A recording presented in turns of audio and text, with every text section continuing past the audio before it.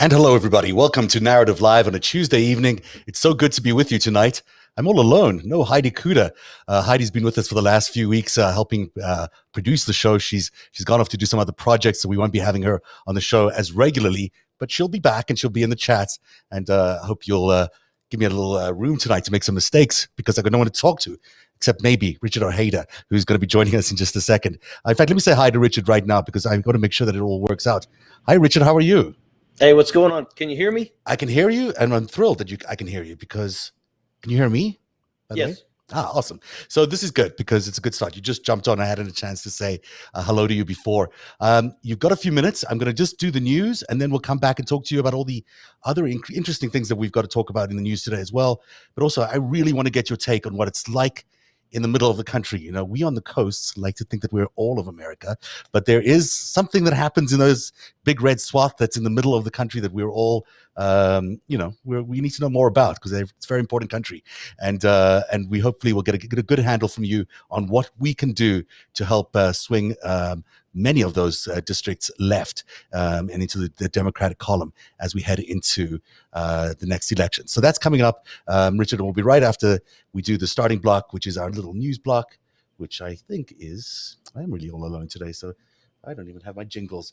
You know what? Give me 1 second. Let me do it this way. Richard, why don't you tell me how you're doing anyhow while I figure this out? How's life? I'm doing quite well. You know, staying busy as always, trying to break ground in North Carolina. So I'm always busy. Yeah, you are always busy, and you've got a good group of candidates you're working with this year as you're trying to push them across the finish line there. Who's your favorite? Well, we like all of our candidates. I mean, Val Demings taking on Mark Rubio. Tim Ryan is phenomenal. Marcus Flowers is absolutely phenomenal, working his butt off. We got a new guy that is taking on Madison Cawthorn. Who's that? Rimillard. Yeah. He's great. We had him on the show. He's terrific. Yeah, he's taking on Madison Cawthorn. We got Amato, who's taking on Kevin McCarthy. So we're going after Ken Buck, and of course we're looking for somebody to go after Lauren Boebert as well. We want to go after all these jackaloons. You know what? I'm going to actually have you stick around because all of this stuff actually leads into what is in the news. So I'm going to, as we just quickly change some things here, I'm going to show you some of the stuff that's in our news. Our top starting block stories today featured Marjorie Taylor Greene, Prince Andrew, and also this princess from Japan. We'll tell you all about her in a second. But the lead story today was really of this. It came from the January 6th insurrection, and this is Scott McFarlane's reporting. He's done some terrific reporting on everything to do with the Jan 6 arrests. The flash he had earlier on today said the judge has released a high-level Jan 6 defendant, Thomas Civic, from pre-trial jail, expressing concern about a toxic environment in the DC jail and questioning if Jan 6 defendants should be held together in a segregated unit known there, I think, as the Patriot Wing.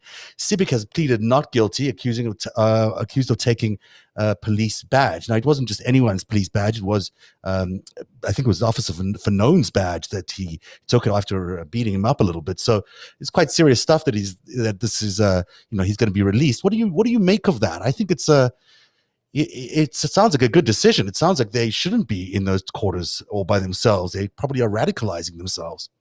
I mean, they may be, at the end of the day, it might also be something where they worry about his safety because once again, if he's, the guy who snatched Fanone's badge and tased him a couple times and beat on him, that might be something where they're just trying to make sure that they want to keep these people as safe as possible. And maybe not, catching, a lot of flack. I mean, at the end of the day, I think they all need to go down for what they did. I'm not really happy about some of these sentences that we're seeing where really 6 months or something like that. I believe that, each and every one of them people tried to attack our democracy, and there needs to be severe repercussions because if all you do is give people slaps on the wrist, well, we'll see this again. Absolutely.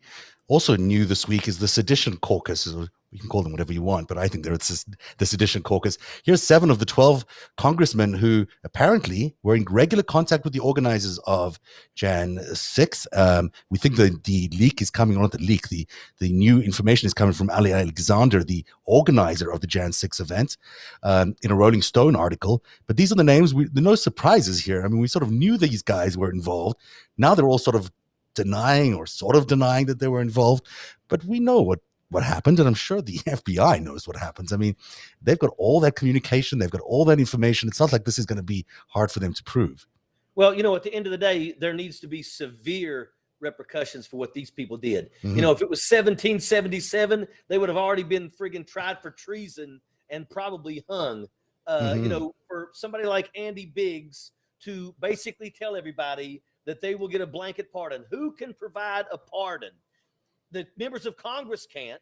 That's the president. And so what they were basically saying is you do whatever you got to do, and if we're successful, you'll get a blanket pardon and everybody will be okay.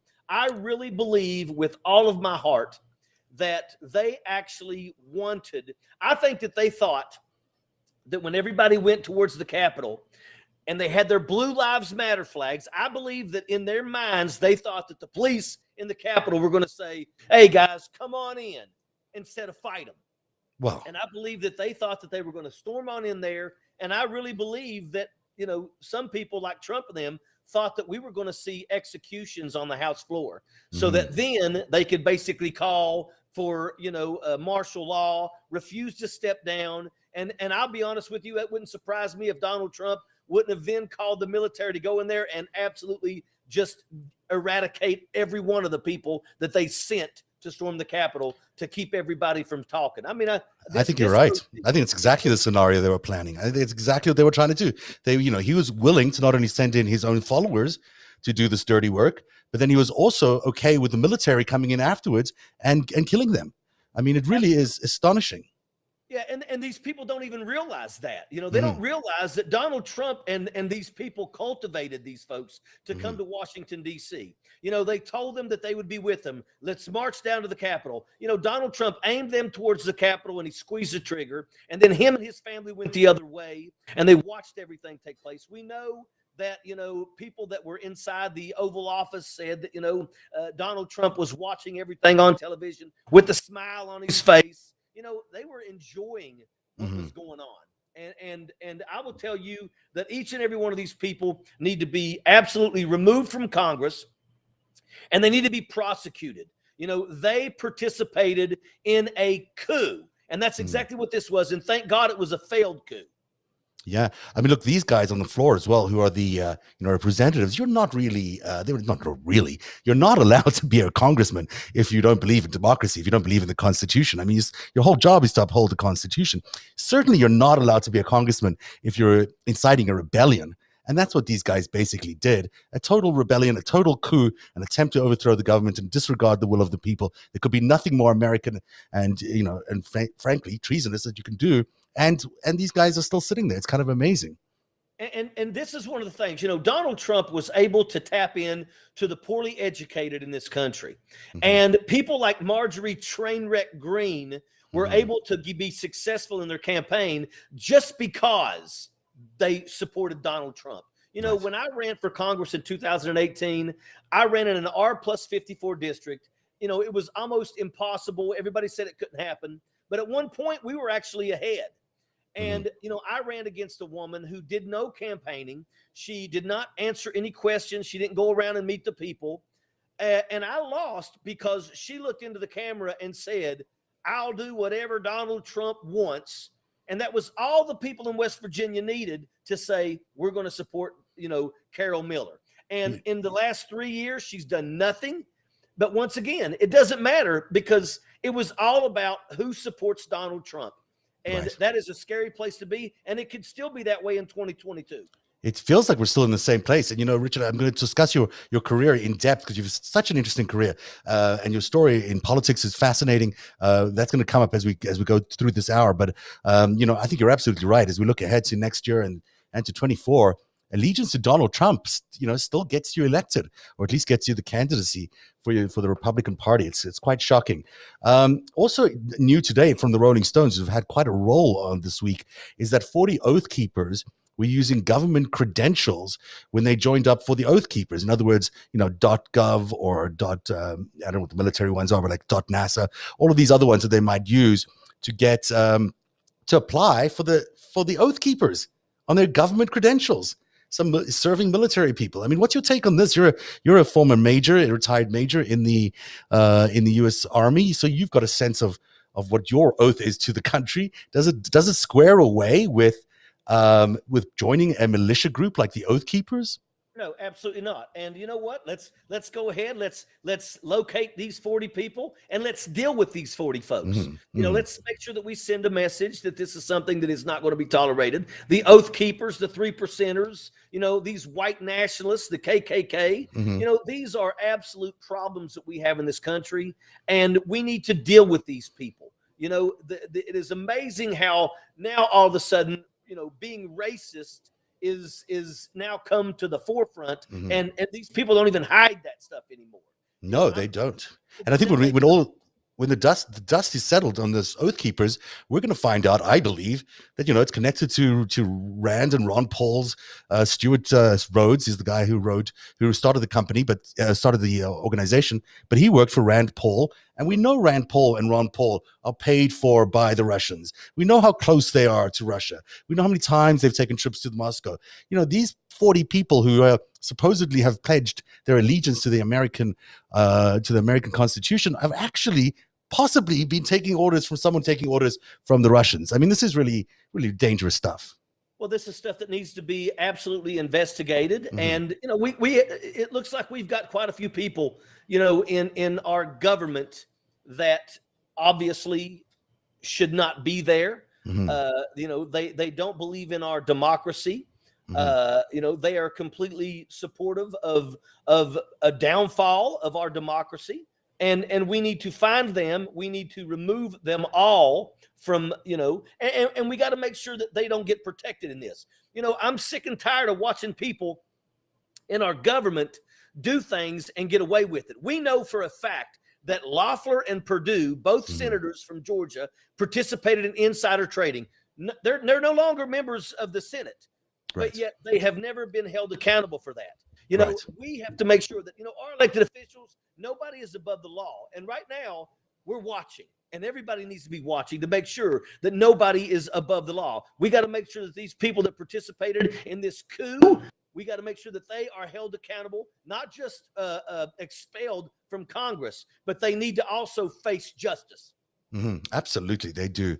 A couple of other stories in the news that take us off this track, but we're going to come back to this in a little bit later on. The first one is an interesting story, and I'm not sure how you follow this Epstein saga, or whatever you might call it. I follow it a lot, but it seems that Prince Andrew has been given a deadline to face questions in the Virginia Giffey case. So this is the case of one of Epstein's abusers who has accused Prince Andrew of abusing her, of assaulting her. The Duke must make himself available by July 14th in the United States. And that's to testify in front of the court to talk about what happened to him during what happened to her during that sexual abuse. So that's interesting. It's a long time away, July 14th. It's not around the corner, but it is coming. This follows news last week that the Ghislaine Maxwell trial. This is Ghislaine Maxwell, of course, is Epstein's, partner in crime, I suppose is how you would call her. She is now scheduled to start her trial on November the 29th. Which means jury selection will be between November 16th and 19th. And we expect that will all be available on public access, and at least it will be video streamed to people. At least the jury selection piece of it will be. This is going to be a fascinating trial. I mean, I'm completely tuned into everything that has to do with Ghislaine Maxwell and Epstein, but there's a lot going on here. What do you think of this, Richard? I think that it absolutely needs to come out. This was nothing more than the Billionaire Boys Club. We know exactly what they did at this island. And you know what? I don't care who they are. I don't care what party they were. There was a lot of people that were abused, sexually assaulted, raped on this island. And everybody needs to be, if they participated in it, they need to be exposed. and they need to be prosecuted. And these young girls that were preyed upon, they deserve to have their day in court, and they deserve, obviously, I believe that the country of London has already said that they're not going to do any intervening or anything like that. So it wouldn't surprise me if he doesn't show up in the United States of America.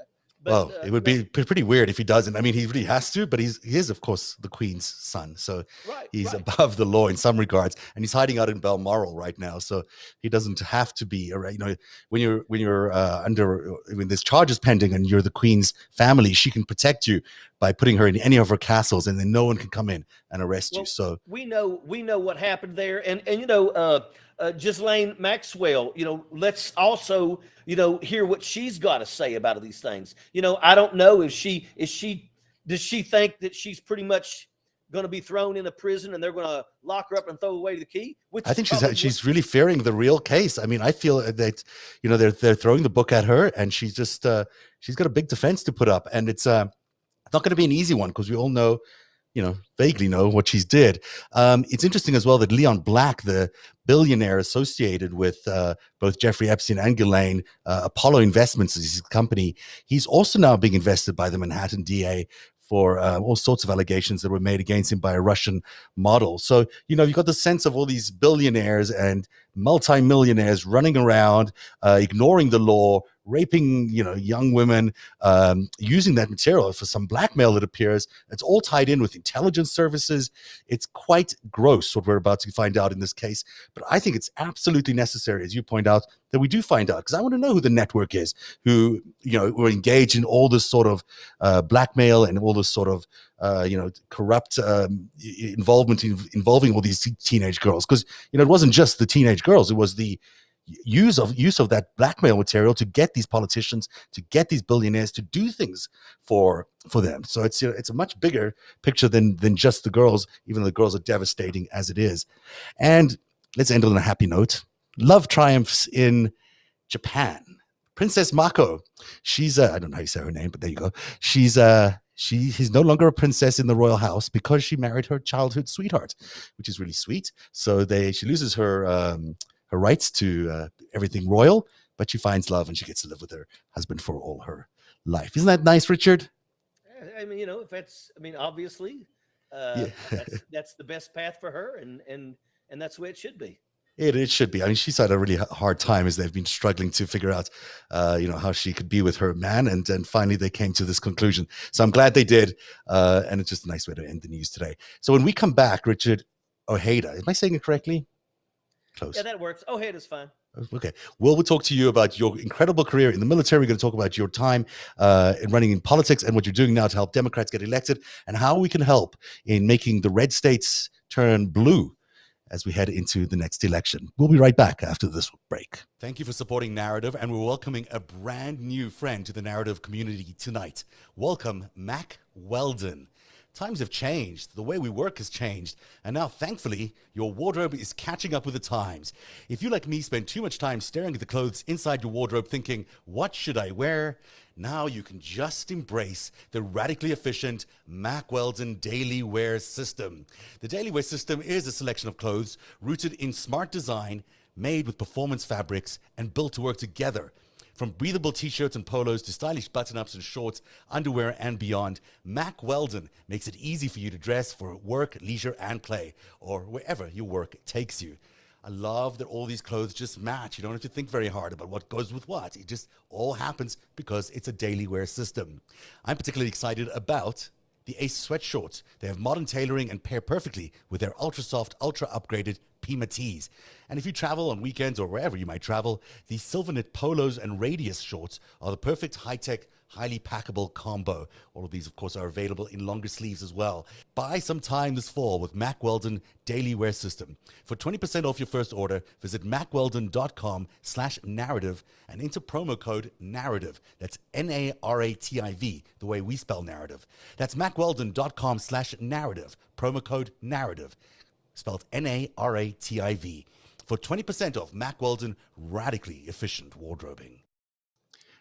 Back now with Richard Ojeda on Narrative. Richard, you've had such an incredibly interesting career, and the story that really strikes me as being the most, that really strikes you and strikes me is the story of what happened in 2018. You were running in a congressional election, right? You were running against this Carol Miller. Is that her name that you just mentioned from the earlier on? Yeah, and just before the elections happened, there was a story about you, and this is how I first heard about you, that you were beaten up at a political event. No, actually, that was in 2016 when I was. Okay, sorry. That was in state senator.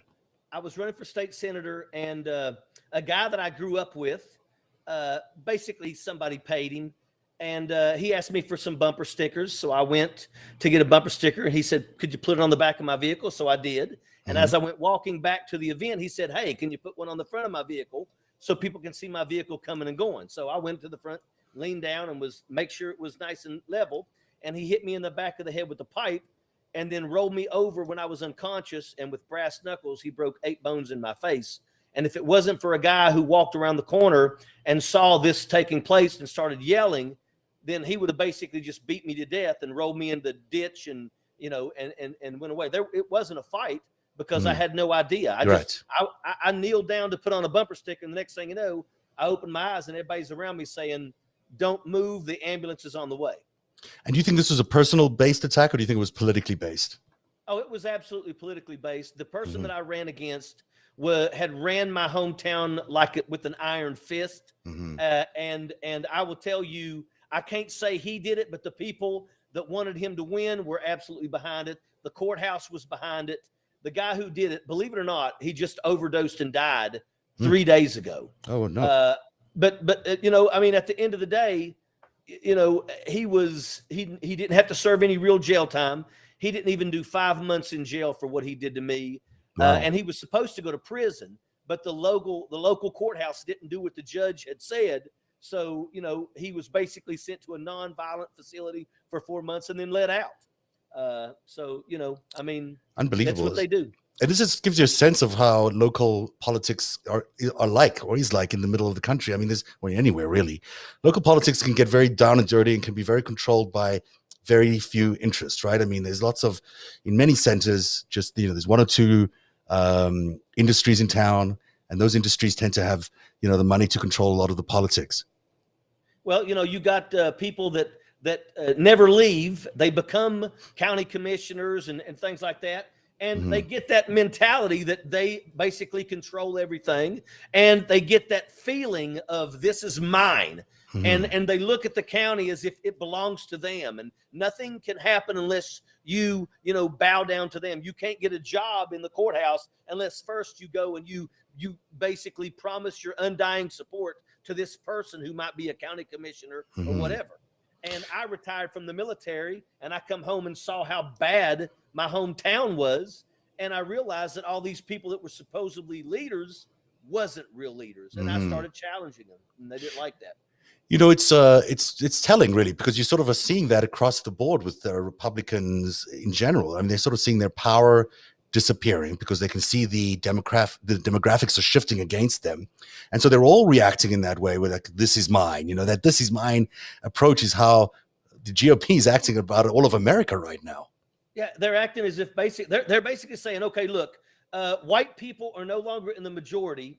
And we don't like that because we like being in control of everything. So here's what we're going to do. Instead of maybe going out and trying to reach the people and figure out what they can do to win the support of the people, they're just saying, you know what we're going to do? We're going to make it really hard for people of color to be able to vote. We're going to shut down polling stations. We're going to make it to where they have to, jump through hoops to get a certain type of identification. And if they don't have that type of identification, they don't get to vote. They're basically making it very hard for people that are light brown to dark brown to have the ability to vote in 2022 and 2024. And that's their plan. Let's just make it to where we deny access to the voters.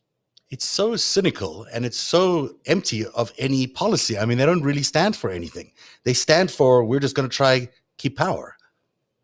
That's it. I mean, they're not reaching out to the people and saying, this is what we can do. Right now, the United States of America is upside down in many ways. We have strikes going on all over the country. And what's really messed up is that in these areas where these strikes are taking place, the legislators, instead of listening to these people and doing right by these people, they're looking at pushing legislation that makes it illegal for people to stand up for themselves. Teachers in West Virginia were told that it was illegal to strike. But in 2018, we had the teacher strike in West Virginia, and it was illegal. But 5 days later, they won their fight, because they said, we don't care about that. We're not going to let you push us around. It's interesting that they're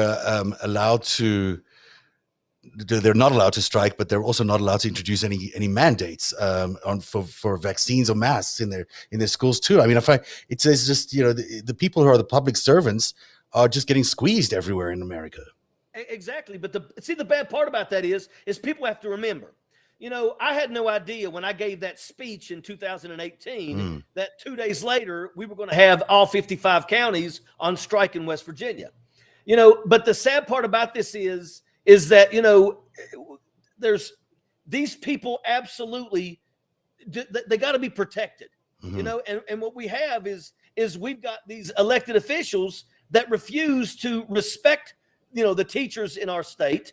It's just an ugly situation that we have where, they don't care and the teachers don't have a voice. The teachers ended up reelecting all of the Republicans that stabbed them in the back. And I still to this day don't understand why they did that. They said they would remember in November.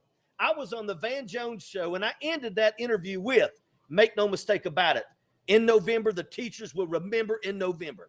And they reelected every Republican that stabbed him in the back. We had a legislator from Boone County, West Virginia, that won Legislator of the Year in West Virginia. And literally the following year, he lost his election. Wow. So what is that mean? What are we going to take away from that as everyone, all of us looking at these elections next year and even next Tuesday's elections, are a little terrified that no matter what the left does, no matter what Democrats do, no matter what the media does, people in the red states are just going to vote red. Well, here's the thing. Everybody's got to make sure that they vote. What we have to do is we have to support organizations like mine that goes into these red rural districts and finds these people that are good candidates that can win in these areas. We're not talking about R plus 54. We're talking about areas where it's R plus 6, R plus 9, R plus 12. We can win those areas, but we can't win them if the Democratic Party completely ignores them. The Democratic Party wants to spend $250 million in Kentucky against Mitch McConnell and against Lindsey Graham. They're not going to win there. They're not going to win there. You're not going to win those. So why did you waste $250 million there? If you give me not even a fraction of that kind of money that I can spend in Utah, in Idaho, in Missouri, in Texas, I can flip red seats blue in those areas. They are great candidates in those areas. We just have to find them and then convince them to throw their hat in the ring. And that's what we've been doing. And I will tell you right now, Remillard that's running against Madison Cawthorn. Yeah. Madison Cawthorn, obviously, everybody now knows about Madison Cawthorn. He's got issues with sexual assault. He lies like you wouldn't believe. He's a puppet, and then we got Remillard. He's a seditionist. Yeah, that's right. Yeah. Then we got a guy that's running against him who's a 2-time combat veteran. A very intelligent guy that's passionate about trying to help people. That's what we got to have, and we can beat him. Let's look at Matt Gaetz. Matt Gaetz has been a member of Congress for 12 years, I believe. He's never once pushed a single bill. He's never passed a single bill that brought opportunities to his people. Are you serious? Why do you keep electing these people? Jim Jordan has never passed a bill in 14 years for his constituents. We've got to find people to run against these people and then say, look, their focus is going to be to go to Washington, D.C. to bring opportunities back to your areas because that's what you need. Yeah, the only people that Matt Gaetz has been getting bills passed for himself is his own wallet. If there's an opportunity for him to make some money, he'll do it. I mean, it's you're absolutely right. I can't believe that the Democratic Party is not spending the money in the way that you just described. It seems to me like it makes the most sense to go after the most vulnerable red seats than to go after these stalwarts. But make no mistake about it. If we support somebody that wins in a red district, I can guarantee you the very next day, Jamie Harrison's going to be giving them a call and saying, "Welcome to the team." You know, Right. but yet they don't Which want is to help us. fine. Which is fine, right? Isn't it? That's right. Welcome to the team. Yeah. But understand, hey, Jamie, how about you help us? How about you put No Dem Left Behind on the red to blue list so we can use that money to find these candidates and support these candidates? You understand that, we had candidates that got no support. They didn't get a penny from the Democratic Party, not a penny. If it wasn't for us, they got nothing. And that's wrong. So why hasn't Jamie Harrison done that? Why has the leader of the chairman of the Democratic Committee, or is that what it's called? Yeah. Why is he not contacting you? These people don't know how to fight. They don't know how to fight. That's a problem. Look, if all you want to do is support blue candidates in blue states that are always winning, then the best case scenario, 50-50 with Kamala Harris being the tie-breaking vote. But if we want to be able to make it to where we don't have to worry about Joe Manchin and Sinema, then let's flip some red seats blue and let's make Manchin and Sinema irrelevant. We can do the same thing in the House. Exactly. We don't want to lose the House. We want to expand the leadership that we have in the House. But we can do that if they help us. And right now, the way the districts are being gerrymandered, it looks like the Republicans are just going to win by default because, that's the way they've been gerrymandering everything. If we go after some of their vulnerable seats and some of their vulnerable districts and flip them, then they won't win. There's a way to do that. Exactly. And I will tell you, the mere fact that we're watching this actually take place and nobody's stepping up. I mean, there is an African-American, and I forget the state, an African-American who wants to run for re-election, but due to the gerrymandering, they literally cut out the African-American community away from her. Yes, so in Texas, I think, right? Yeah, I mean, that is pure racism. They're basically 100%. They're stacking the deck to make sure that the white people always win. And that's here's the kicker on that. These two seats, these two new districts that Texas got because it has a bigger Latino population than the last time. So they've grown their 95%. Yeah. So they've grown their minority community. And those seats are meant to represent those minority communities. The Texas GOP has gone out and carved them out. So it now belongs to the whites. Those two seats going to belong to the white people down there. Yeah. It's just growth. Yeah. Ridiculous. The growth in Texas is 95%, Hispanic. Yeah. 95%. And yet you're going to carve the Hispanic people out to make sure that only the white people can win. And we've seen that. I will tell you, I live in an area in Logan County, West Virginia, where one of our jackaloons, who was basically in office during the last time that they drew the lines, he actually drew it around the supporters of his opponent to cut his opponent out. You can drive up an area where I'm from called Whitman Creek Holler. Yeah. And Whitman Creek, if you live on the left side of the road, then you vote for the Logan delegate. If you live on the right side of the road, you vote for the delegate in the next county over. Right. Garbage. So this is happening all across the country, this gerrymandering and this rigging. It's so racist and it's so disgusting that it amazes me that anyone would vote for the Republican Party, but yet they will, and they do. Do you think that there's an element within it's a tough question. I'm just going to ask it the way it is. Do you think that white people just are generally behind this idea that they want to maintain their primacy, their control over America, and will do whatever it takes, no matter what, to hold on to power? Well, guess what? Guess what Donald Trump showed us? Donald Trump showed us that, after we elected an African-American twice to the highest seat in the land, Donald Trump reminded us that we still have a lot of racism in this country. And now they're blatantly obvious with their racism. They don't care. And that's just the way that it is. And that's exactly what our problem in our country is. Donald Trump made racism come to where it didn't feel the need to hide anymore. And that's what we have in this country. And it's a really sad thing. It is incredibly sad. And it's not, do people in those areas realize how that's going to affect the America's standing in the world, that they're not, you can't stay America and still be racist. Like, you can't, everything that America stands for is about equality and freedom and opportunity. It's not about racism and self-protection. And the minute we do that, we lose leadership. As long as they feel that they can stand and go, we're number one. Yeah. First off, we ain't number one in anything. Not anymore. Except the negative categories. Yeah.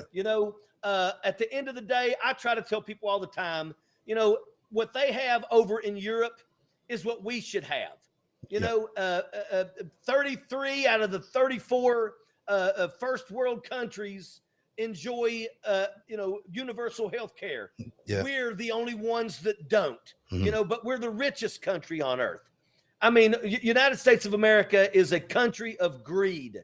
And the truth is that, we're in that area where eventually we're going to fall. We're either going to fall or we're going to get our heads out of our fourth point of contacts, which is our ass, and we're going to start doing the right things. Well, we certainly are in the battle of, this is no doubt a battle between, China's rising and whether, America falls down completely, or whether it presents a battle or not, a challenge to China is what this is all about. And, I don't think becoming more like China is going to help us. Becoming more dictatorial, more autocratic, less tolerance of people is going to help us. That's not going to be a strategy. Turning away from what China's like is a much smarter strategy for Russia. For America going forward. But we don't need to consider like we're at war with China. I mean, at the end of the day, there's things that China does that we need. In 1990, I was stationed in Germany and they had high-speed rail. In America today, we don't have high-speed rail. Right. I mean, that's garbage. We're talking about job creation. We're talking about all kinds of things that we desperately need. We need those things. We don't have them. Other countries do. And then you've got an infrastructure bill that's waiting to get passed to build all those things, broadband, bridges, whatever. And the party that's passing it is fighting with each other, with themselves. They're not even fighting against the Republicans. They're fighting amongst themselves about what could be approved. I mean, it's we have Joe Manchin. We have Joe Manchin in West Virginia, who is an absolute, he's garbage. Let me tell you something. West Virginia is 50th out of 50th in terms of infrastructure. Joe Manchin is absolutely worth $8 million. He gets over $1 million a year from his son's energy companies. His whole entire family is corrupt. And of course, they're going to allow us to go without. We need broadband. Our teachers are not even assigning homework to children anymore, because the moment they get on the bus, they no longer have any connectivity. If you want to do your homework in West Virginia, you got to go sit in the parking lot at the McDonald's so you can get their Wi-Fi and you can do your homework. So teachers aren't even given homework anymore. Wow, that's incredible to hear. I didn't realize that's the case. You mentioned Manchin there. He's, amongst other things, I think today it was revealed that he was the single biggest receiver of money from fossil fuel companies in all of the Senate and the Congress. I mean, he was number one amongst everybody in terms of the amount of money he gets from them. Plus, he's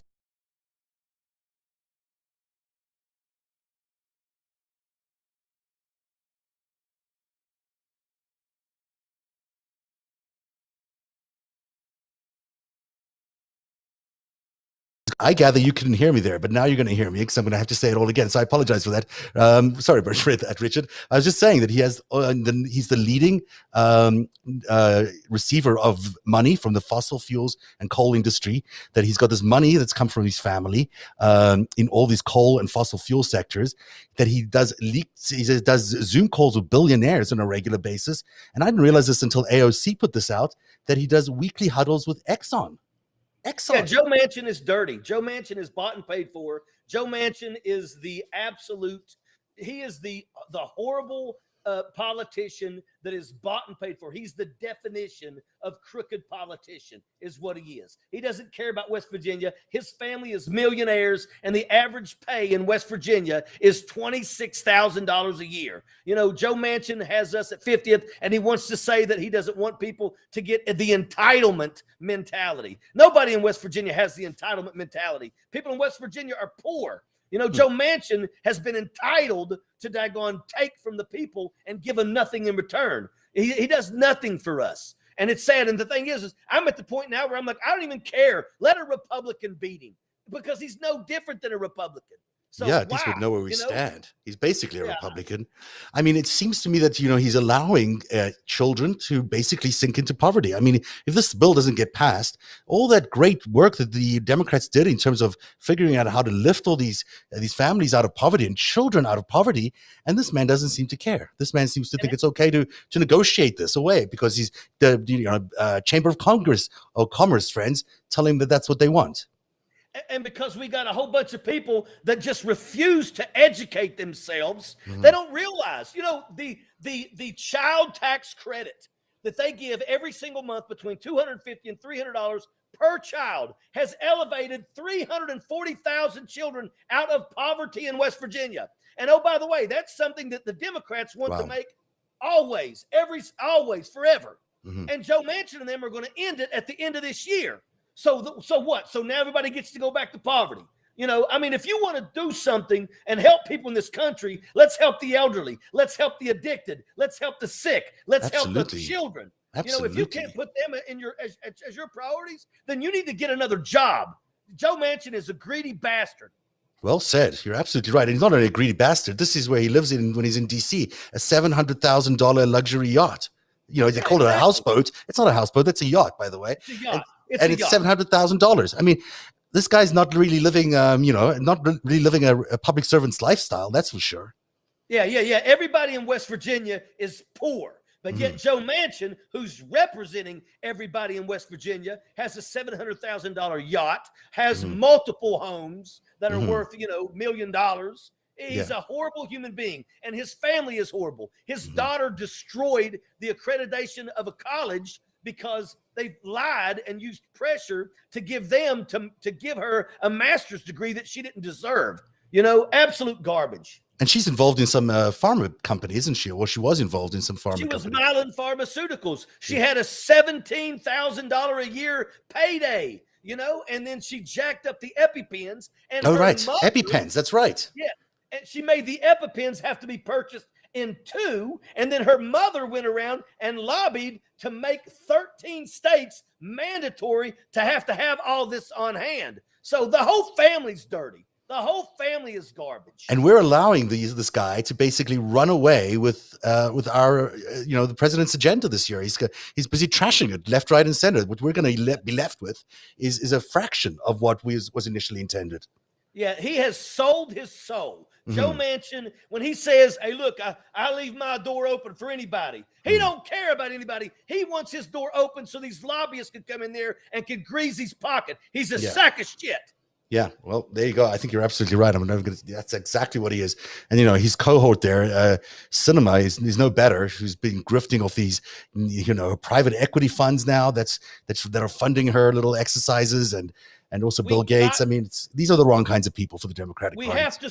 We have to stop allowing these people to get to Washington, D.C., and then, allow them to get bought and paid for by these lobbyists. At one time, Cinema was listed. She was known as the AOC on the Senate side. She had a reputation of being a fighter for the people, and now she sold her soul. I don't know why we have to sit and wait until 2024 for her raggedy ass. People they should be recalled. There should be a recall opportunity, or at least a way for the Democratic Party to, send them back, because they're just corrupt. They're corrupt. If you're not going to represent your people, then what are you doing? You're not supposed to go there. Your job, you are a representative. You don't represent yourself. You represent your people. And these people have failed to do that. And we should stop them. There needs to be a way to be able to remove these jackaloons. Yeah, there really should be a way. That's these two are tearing apart the promise that the Biden presidency had offered us. Hopefully they'll be able to sort it out at some point in the future.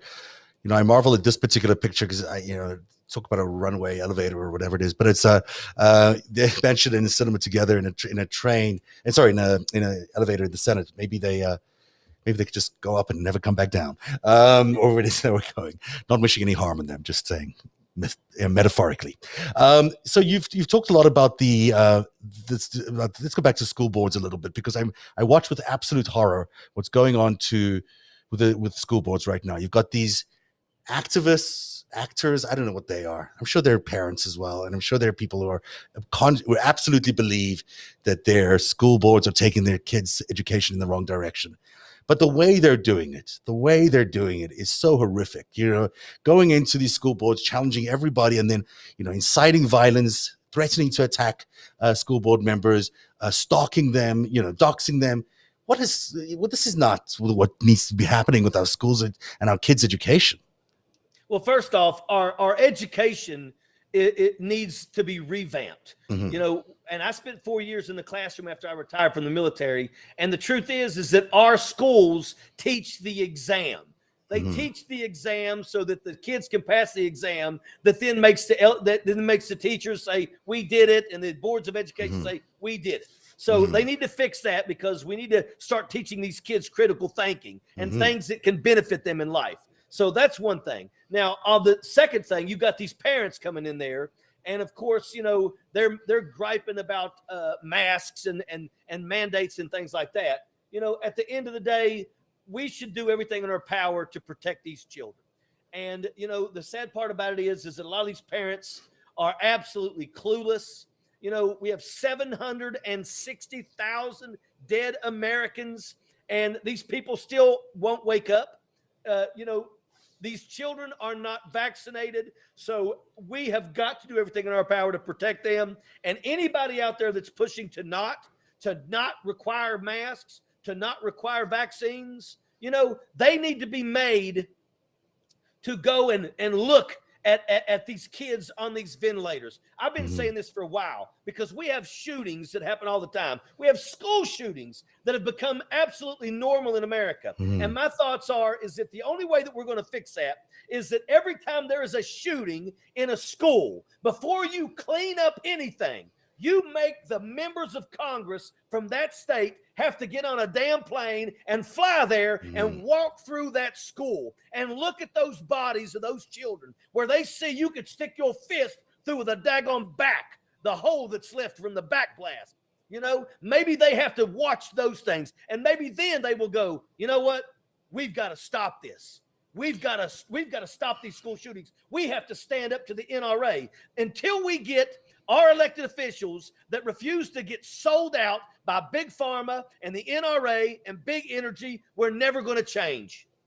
Richard, I got to put in a break, and then we'll be right back, because you've got so much more else to talk about, but you've got a hard out at 8 o'clock. So we'll be right back. Hi, folks. It's Sev. Thanks for supporting Narrative. And here's a question for you. Why are 97% of chicken served in the United States dipped in chlorine? Yes, chlorine, believe it or not. The answer is simple. It's because Big Food doesn't have the same quality standards as the family farm. That's why you need moinkbox.com. With Moink, you get the highest quality meat you've ever tasted while supporting real family farms. Moink delivers grass-fed and grass-finished beef and lamb, pastured pork and chicken, and wild-caught Alaskan salmon directly to your door, helping family farms become financially independent outside of big agriculture. Their animals are raised outdoors, their fish swim wild in the ocean, and Moink meat is free of antibiotics, hormones, sugar, and all the other junk you find prepackaged in the meat aisle. I love Moink, and I know you will too. Moink meat is so delicious. If you want to get the absolute best quality while supporting the little guy, I recommend you get to Moink right now. Join the Moink movement today. Go to moinkbox.com/narrative right now, and listeners to this show get free bacon for a year. Free bacon for a year, get that. That's 1 year of the best bacon you'll ever taste, but for a limited time. Spelled Moink, M-O-I-N-K, box.com/narrative. That's N-A-R-A-T-I-V, the way we spell narrative. That's moinkbox.com/narrative. Richard, you're back with us on Narrative. I got to say, your passion is great, and your rage is great. I mean, you've got anger there, and I think it's important to get that anger tapped into, because, I didn't even know that stuff about Jamie Harrison. I didn't know that was going on. I had no idea that you guys have these candidates, and you're willing to fight within these districts that are viable, and you're not getting support from the Democratic Party. Not a bit. And that's so sad, because we have phenomenal candidates. But once again, and I don't have a problem with that, but our candidates, if our candidates are successful, make no mistake about it, Jamie Harrison and them will be opening the doors. Come on in. Does this include Florida was running against Rubio, Dennings? They're not supporting Dennings? Well, no, they'll support Deming. They'll support Demings. They'll support Tim Ryan. But we're talking about candidates out there in these red districts. Tim Ryan right now, I don't even think has an opponent, but he's a phenomenal candidate. I hope he wins. We're happy to support him. We're happy to support Val Demings. This is the first time that No Dim Left Behind has stepped into Senate races. Okay. So we normally just focused on congressional races, not congressional, but House races. Right. But now we're opening it up. So we need to get, more of this. Maybe we'll call Jamie and we'll ask him. We'll ask him for you. We'll see if he comes on the show. Maybe he'll tell us what he thinks about it, because it is interesting that this is not happening. But it also indicates to me that, what this theme that keeps coming up whenever we talk to anybody is that the Democrats are just failing at a message. They are not delivering a home run with their message. And they've got a lot of promise. I mean, they're actually fighting for the good stuff. They're fighting for democracy. They're fighting for freedom. They're fighting for equality. Childcare, infrastructure, everything you'd want. They've got all the material there, but it's not coming through. Instead, the noise of Donald Trump and the GOP is just, everywhere. You just can't escape it. No, you can't. And it's sad because, I still see people with their Trump flags and all this. And, I'm sitting there every single day, something new comes out that shows, now we know that members of Congress participated in the planning sessions of the failed coup that took place. We know, Donald Trump was directly involved in many things that went on that were absolutely negative. You just have to hope. I do believe that people are waking up. I do believe that there's Republicans that are stepping up. The Lincoln Project is Republicans, basically that said, look, we're not going to allow our party to continue going down this path. We just have to hope that there's enough people out there that are willing to stand up and do what's right. I believe that if Donald Trump runs in 2024, he will get destroyed. He will get destroyed. But the downside of that is that, I can say that he's probably going to automatically start saying that it was stolen a year before the election. Yeah. Donald Trump already is. Donald Trump absolutely would have no issues at all if people started murdering people on his behalf, because Donald Trump wants to be a dictator, and that's all he's ever wanted to be. And it's all he cares about. What worries me is not whether he will win, because I don't think he'll win. What worries me is whether Joe Biden will get to be elected, because they are going to rig their state votes to such an extent that they'll have these alternative people there to cast their votes at the last minute when it comes to whatever the process is called. I'm forgetting the name, but the same thing happened on January 6th. The idea that you'd have these contested election results is a real possibility because of the voter suppression and these voter rules that are being implemented in the states. Well, we have basically about 3 years, to absolutely educate as many people as possible. And hopefully people are waking up, and hopefully by 2024, Donald Trump is in jail and he's not running for office. Hopefully by 2024, members like Marjorie Trainwreck Green and Lauren Boebert and Mo Biggs and Madison Cawthorn, hopefully they are in jail for their treason. And then maybe, just maybe, that sends the message to other people that says, you know what? We don't want to play these games. We don't want to play these underhanded tactics to where, we can try to steal an election. If it's not done legally, then I don't care. Treason. You're absolutely right. 100% right. Is it true that you were a Trump supporter at some point in your evolution? I never really cared for the things that Donald Trump was saying. But, at the end of the day, in 2016, 2015, Donald Trump was talking about the coal fields of West Virginia. That's right. Nobody has ever spoke about the coal fields of West Virginia since John F. Kennedy. That's and, correct. I'm looking around, and even though I'm retired military, hell, 90% of my family are coal. They all are coal miners. And you know what? I'm like, he's the one that's promising to help them out. So you know what? Where I come from in the coal fields, it makes total sense.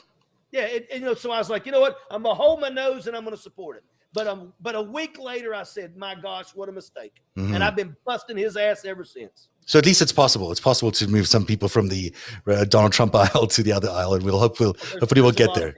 Yeah, there's a lot of people that are waking up. You're certainly encouraging me a lot tonight, and it's great to hear from you. I know you've got to run for your own show, but tell people where they can find you and watch your show, because they can come from here and go directly to yours.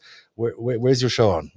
Well, I'm on Facebook every night, just Richard Ojeda, and I got the check mark. I'm on Twitter, and that's Ojeda #4 America. I have a YouTube channel called Airborne, AIRBORNE. So go there, subscribe to that page, and I light fires every night. That's what I do. You sure do. I like your fire lighting. I'm very encouraged by it. So since this was, but hey, I can come on again. Let's do it. Absolutely. Would love to have you back on, Richard Ojeda. Someone who should be getting your support as you're thinking about where to put your money this year or next year for the Democratic elections. So tell me the organization again. Yes, it's No Dim Left Behind. And you can go to nodimleftbehind.com and you guys can support. Help us to be able to go in these red rural districts and pick a fight. And you know what my first call tomorrow is going to be? It's going to be to Jamie Harrison, because I want to know what the hell's going on with that. So we'll find out. What's going on with all of that tomorrow. And Richard, enjoy your show. We'll see you again another time here on Narrative. Appreciate your time here with us tonight. Thank you very much. Cheers. Have a good night. It's Richard Ojeda. What a fun show. A really interesting, passionate guy. Clearly knows what he's seriously talking about there. And some of the things he was telling us tonight really, really struck me. I could not believe that the Democratic Party as a party are not thinking about those narrow swing states or the swing districts in those red states where they can really win. And I believe that what he's saying is absolutely true. I think that the Democrats have got some good things to run on, but if they're only going after these big name senators in Kentucky or Georgia or whatever, that they're not. Well, Georgia's a different story actually, but we're not going to get to where we need to get to in 24 and in 22. So that's the news. That's the show. I'll be back tomorrow night. I have no idea what. Maybe Jamie Harrison will come on the show tomorrow night. But until then, please support us on Patreon. It's patreon.com/narrative. It's patreon.com/narrative. Thanks to our sponsors tonight, Mac Weldon, who's our new sponsors. You're going to see them transform my wardrobe over the next few weeks, which hopefully will get rid of some of these black t-shirts. And also Moink, the great Moink box, which delivers fresh food, meat specifically, to your homes on a monthly basis. So that's the show. Thank you for watching Narrative. Have a good night, everybody. We shall see you again soon.